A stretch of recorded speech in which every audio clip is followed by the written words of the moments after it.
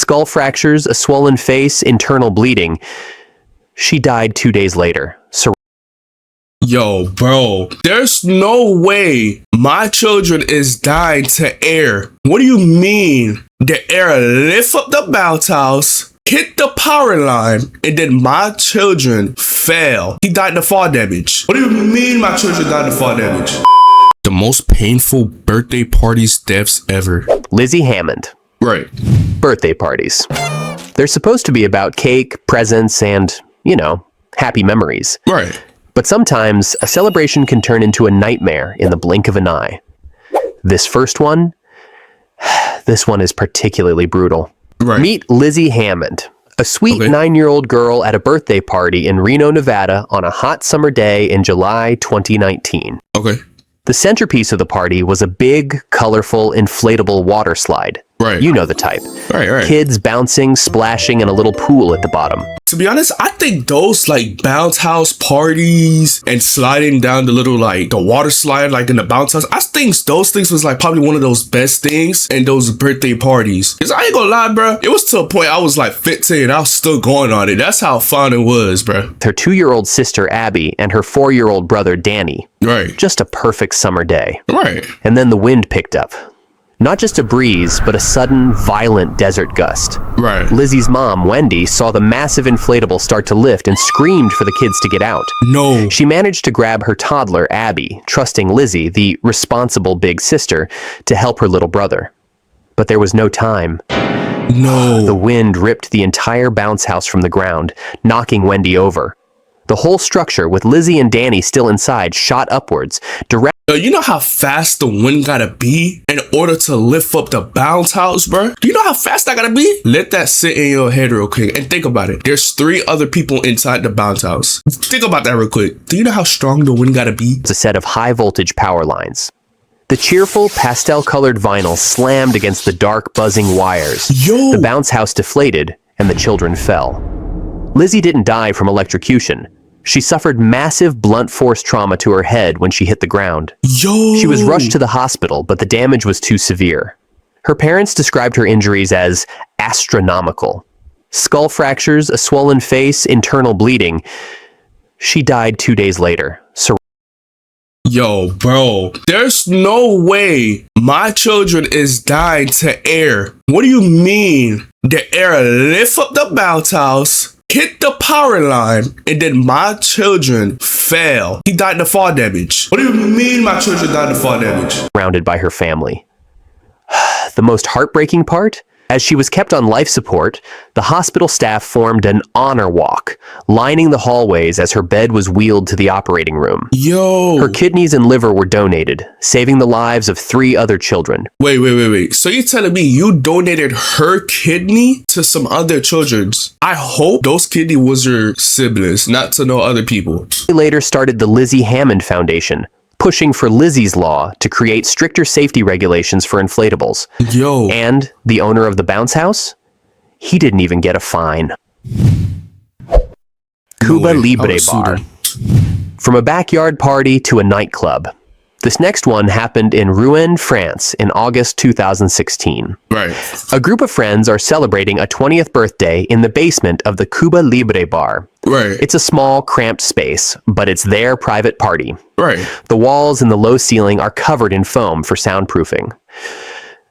You can probably see where this is going. Right. Just before 1 a.m., a young woman brings down the birthday cake. Okay. It's lit up with candles and those little fountain sparklers. As she's coming down the narrow staircase, she trips. The cake goes flying.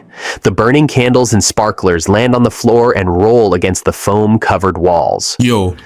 The result was explosive. The foam, which was extremely flammable, ignited instantly. Yo. Because of the low ceiling and the small enclosed space, the fire spread with terrifying speed.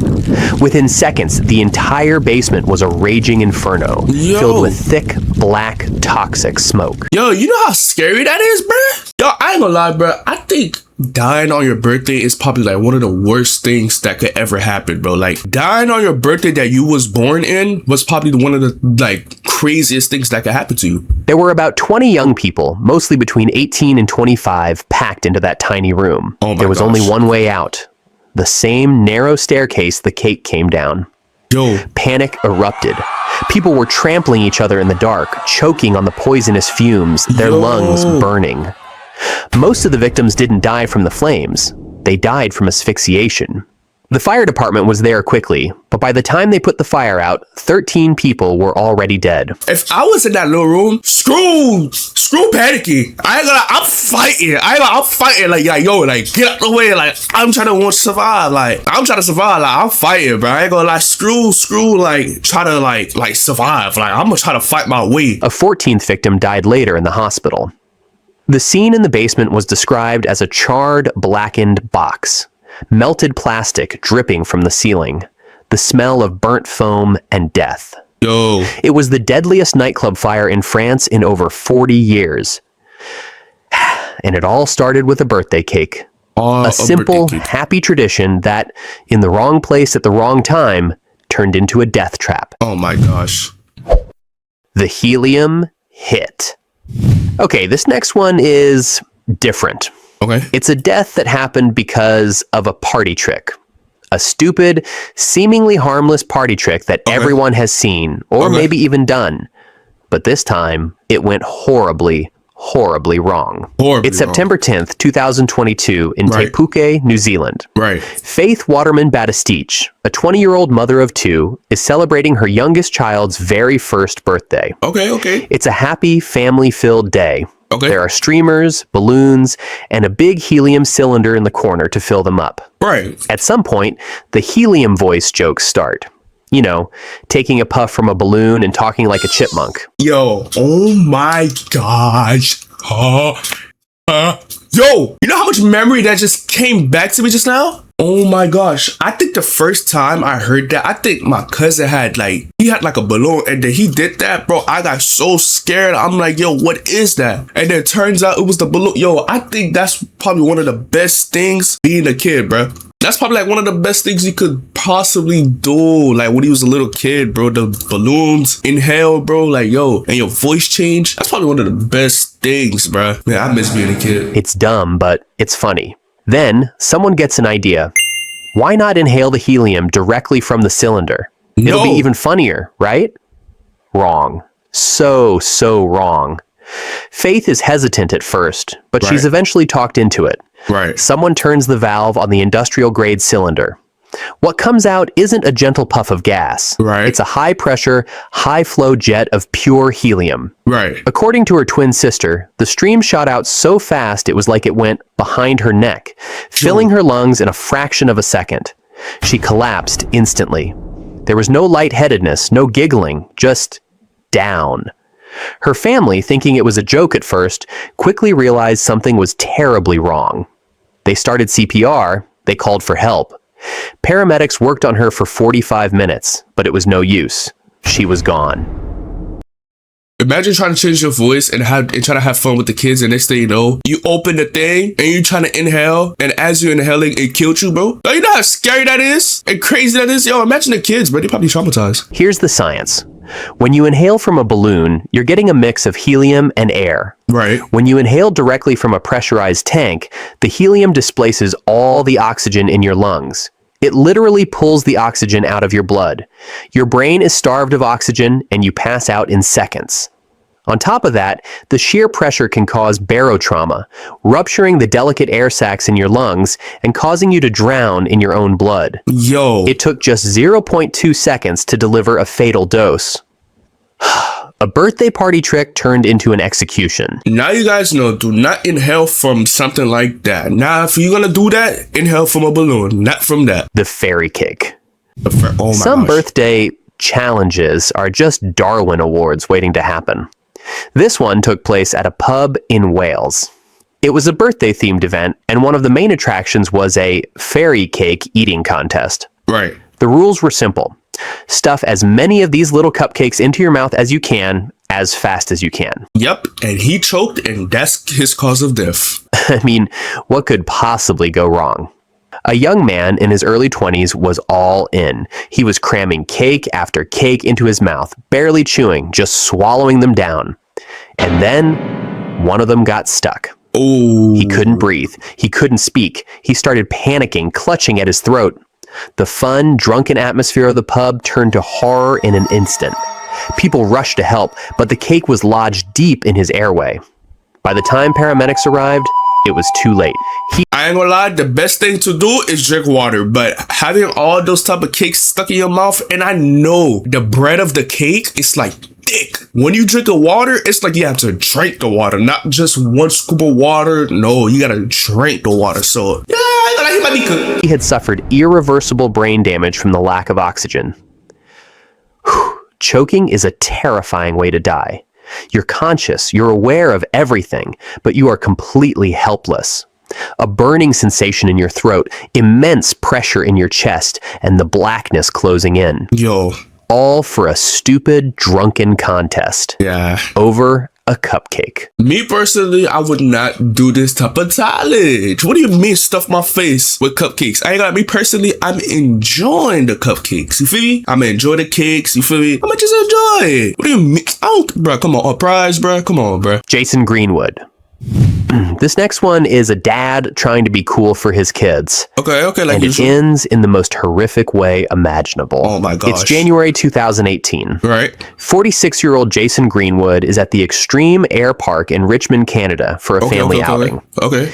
It's a massive indoor trampoline park filled with kids and music and neon lights. Bro, I remember going to this for the first time, bro. I think that was probably like one of the most fun I ever have as a kid, bro. Jason, a stepfather to 3, decides to show off.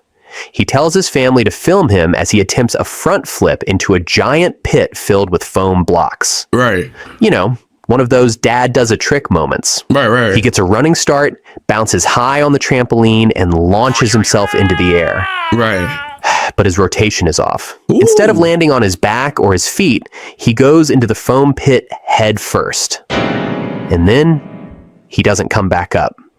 He just disappears beneath the surface of the colorful foam blocks. At first, no one thinks anything of it.